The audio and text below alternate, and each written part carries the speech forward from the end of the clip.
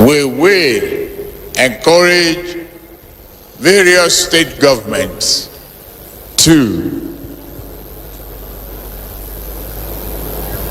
continue to participate in this effort, power generation and distribution of their own.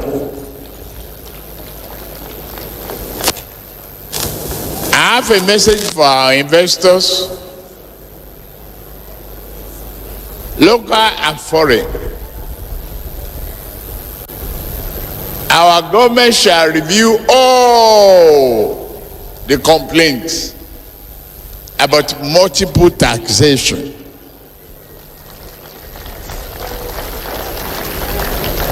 and review various anti-investment inhibitions.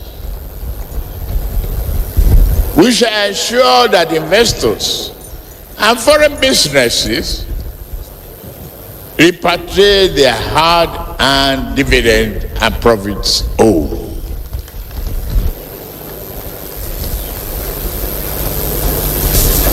On agriculture, rural incomes shall be secured by Commodity Exchange Board, guaranteeing minimum prices for certain crops.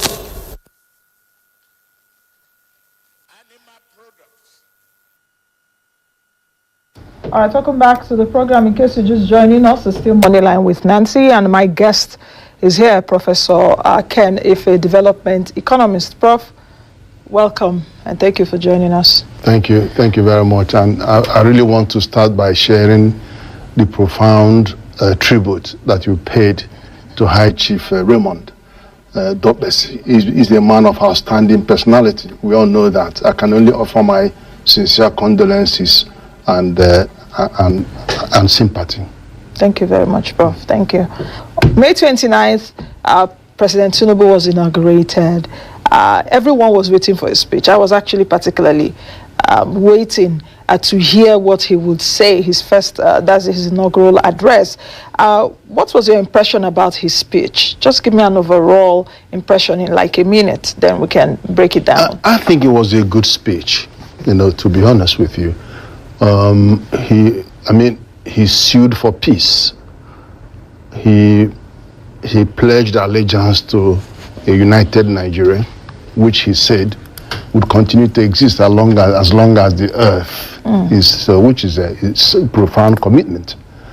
And then he also he opened his arms to people to join, and was happy to work with people of competence to deliver a national agenda. He also didn't mince words about insecurity, that he has to deal with that.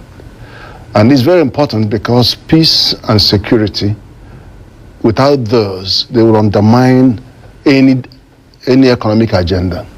So it's very important that came up front. And then, of course, he went into the economic agenda and spent quite some time on that, with very clear objectives and very clear messages. So did that speech give you an indication of what is likely to come? What exactly is in his brain about how he would govern, what his policies would be concerning Nigeria? Was that speech an indicator?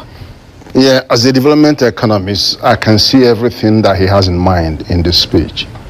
But of course, for the public, we have to unpack this speech to them. There are some silent messages, some coded messages, and some were over the board, if I could say that. And you could see the ripple of some of that. But by and large, I could see where he's going to. And if time permits in our discussion, I'll try and unravel those to the understanding of the citizens. Now, what does that speech really mean for the economy? And like I always say on this program, that for anyone in authority, your words could really mean a lot. Your words can either build or it can destroy. Immediately we saw President Tinubu say, fuel subsidy is gone. Because there's no budgetary provision for it. Since Monday, we know what's been happening now. Well, this is what I said, that there were some where he punched very hard, and I think it could have been softer. if it was less diplomatic on that particular point, because if I was saying, I would have said, well, gentlemen, lady and gentlemen, I would just say that the law requires that this goes by August last year. That was deferred. And you have no intention of changing the law going forward from 30th of June. Secondly, I would have been saying that there was no financial provision for it to go forward anyway. And so I'm giving you notice that in the next 30 days, it will take its course. At least the panic could not have started immediately. And then finally, he will close by saying, we have 30 days to get all stakeholders together to talk about the consequence of this and what government can do to help. And of course, in that stakeholders meeting, NNPC will be saying, we guarantee that we would have 1 or 2 refineries on board. And then Dangote's group will say, well, we guarantee that some of our refined products will be entering the equation. So that all these stakeholders get a feel that there is a commitment going forward to reduce the pain, to assure that there won't be long queues, something like that.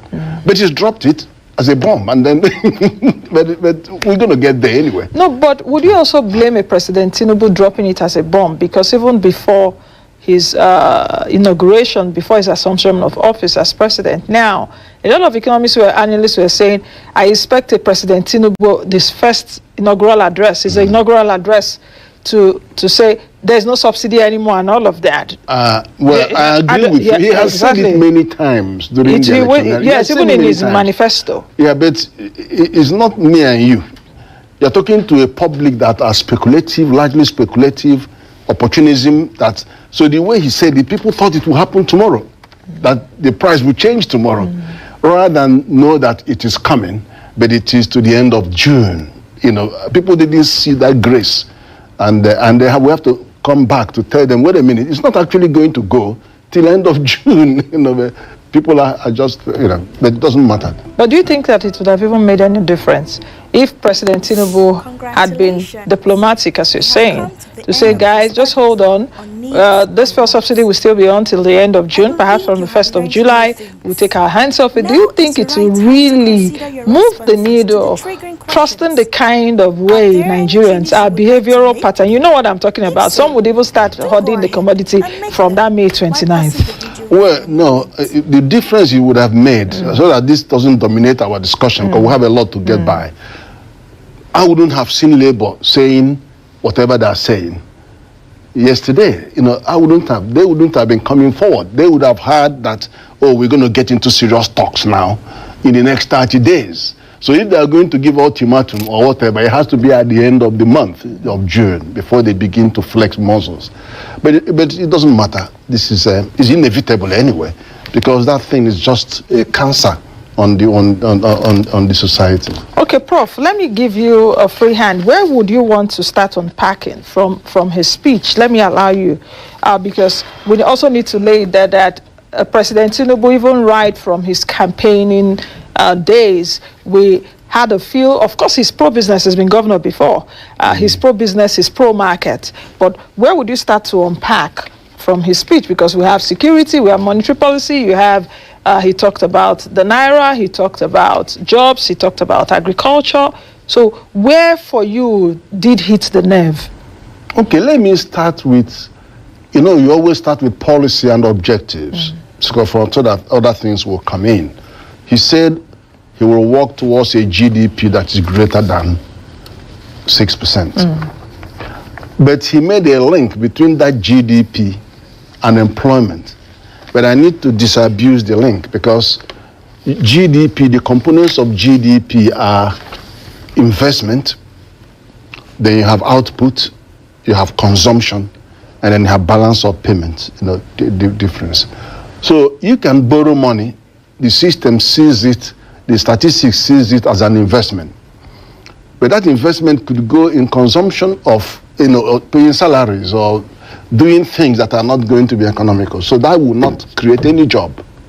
Do you understand? It's only, and from him making link between GDP growth and jobs means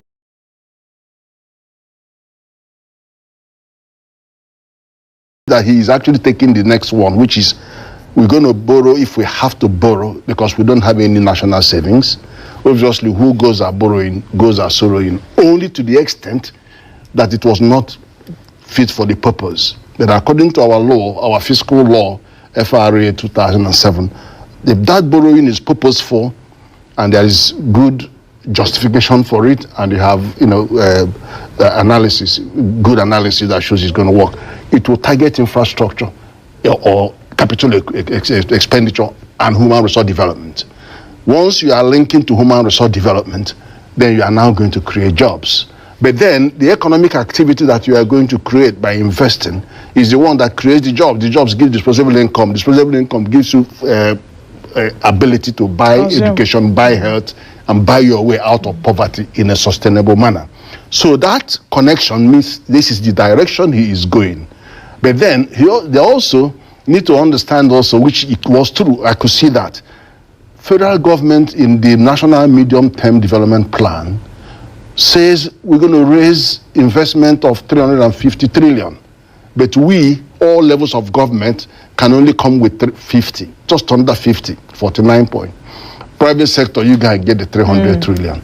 So for a start, 85%, private sector is going to find 85%. So that means that there's going to be more aggression in looking to get to work with the private sector. And there are many signals from the speech that shows it's going to have a real go at it. I don't want multiple taxation. That's one of the complaints of investors wanting to come into the space. Oh, I'm going to make sure that I invest. I don't want fuel subsidy. And then one of the reasons he didn't want it is because he wants to take that money and put in health and education, which is human resource development. Now you are connecting labor force again. So you can see that all that link. So this is why I said we'll start from the policy and come down. But is it achievable? 6% growth? Absolutely. Because, by the time you touch one or two things, we'll be flying. How fast can he achieve a GDP? Because I think in his manifesto, a GDP growth of 12% was written there. But how fast is it to even achieve a GDP growth? Let's half that of 6%. It is possible. Yeah, coming from the GDP of Q1 was just released, 2.3%. Coming from a country that has been struggling with a 3% GDP growth. Full year for 2022, 3.1%. First quarter 2023, 2.3%. President Tinubu is promising a 12% GDP growth in 4 years. But now let's half it. Let's be a bit economical and say, how can he achieve a 6% GDP growth from now, which is we're in the second quarter, till the end of this year, with a budget of over 21 trillion that was not created by him, with a debt servicing cost, deficit and all of that. Yes, so let's 90%. Let's just be factual, because it's not politics is over now. We are going to be crutching the numbers. You're going to be saying exactly. So politics is over. It's about governance. So how possible is that going to be? It is possible, but I don't think he will hit that 6% by the end of this year. But he could hit 5%. Now let me tell you why it's possible. Take 500 billion every month that NNPC was pushing us into subsidizing petrol. If you save that 500 billion and decide to put 100 billion in infrastructure, 100 in education, 100 in security, 100 billion in health, and all that, that already looks like an investment. And then if you go to GDP, remember what I said, you have investment, you have output, you have consumption, and then you have balance of. So immediately you see output going up because you are investing in those sector, and then you see investment also going up, and then when you also have money going, because once you employ and pay, then you have to see more consumption because people now use the money that they earn to consume. So you can see all those three going up, pushing the GDP output up. We haven't even talked about when he comes into the domain. Let's say, for example, he decided to do something that we have always been begging government to do: grant amnesty on the monies that are out of the country. We know it's over 600 billion over the years that are out of the country. Find a way of granting amnesty, something like, if you pay 30% tax or some percentage of tax, then this is regularized. Can you imagine over $100 billion will come in here from monies that are sitting somewhere there? And then look at what that could mean to the outputs I have talked about, output, consumption, investment as components of GDP. And let me give you another one that will probably seal this. He said credit culture. You know what he's alluding to in credit culture is this is a cash economy. If you want a car, you have to pay cash, 100%. You want a house, they want you to pay 100% for the house. I mean, that is not sustainable. That doesn't promote growth. If you have higher purchase, lease purchase, and easy credit by credit creation policies, what happens is, forget the banks for a moment, because the bank keeps kicking against this. We've been talking and begging for this to happen. Mrs. Thatcher did it in 1980 when I was doing my PhD in UK. He just opened up, and then you have all the Petrol dollars, and those dollars in the Middle East, Arabs bring money to set up credit creation agencies, and then they were issuing cards. What has happened is the funding of the industry moves away from going to banks to get money. You now have customer finance. So if somebody is making a car and is only producing 1,000 because of the constraint, now people will come. You come to it's innocent. He said, okay, you put down 10%, you drive off a car. By the end of the year, he produces 10,000 instead of 1,000. Because people come in, put a deposit, and they pay the rest over 3 years. A year after, they bring back that same car, drop it, take another one. And take another one. This guy keeps producing. And the overhead that he would have, based only on 1,000 cars, will now be spread to 10,000 cars. Prices come down because you have spread his overhead over a higher number of output. Secondly, we have 400,000 second-hand cars coming from Cotonou. But officially, what we import is 200,000 cars. That market will be dented because we are now having returns of our car for second-hand. You destroy that market. So now look at what that means. The whole money that is going to come into the economy for givers of creating a credit explosion, and then the fact that manufacturers are going to be producing more because the consumer buying is there, and the fact that the consumers are actually buying more. All of those three go up to the GDP. So, it's doable. It's just doable. And not to talk of what happens to NNPC with this, because all that shenanigan around how much we are consuming in petrol, all that it will walk away. Because by the time Dangote starts giving us a good quantity of his fuel, you can't expect him to give everything because he's in a free trade zone.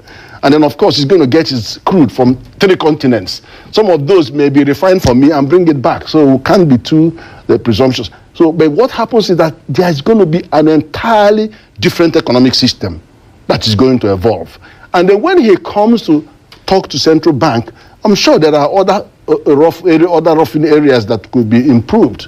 There's a lot. He talked about also monetary policy needing house cleaning. In fact, he said thorough house cleaning. He mentioned that the interest rates now at 18.5% is anti-business and anti-people. He talked about the exchange rate. Yeah. That gap, there's so much gap between the official, the I&E window, and the street market. How do you think that can be achieved vis-a-vis what President Tinubu? Yeah, it's achievable. So why is it that the CBN did not achieve it since? No, please.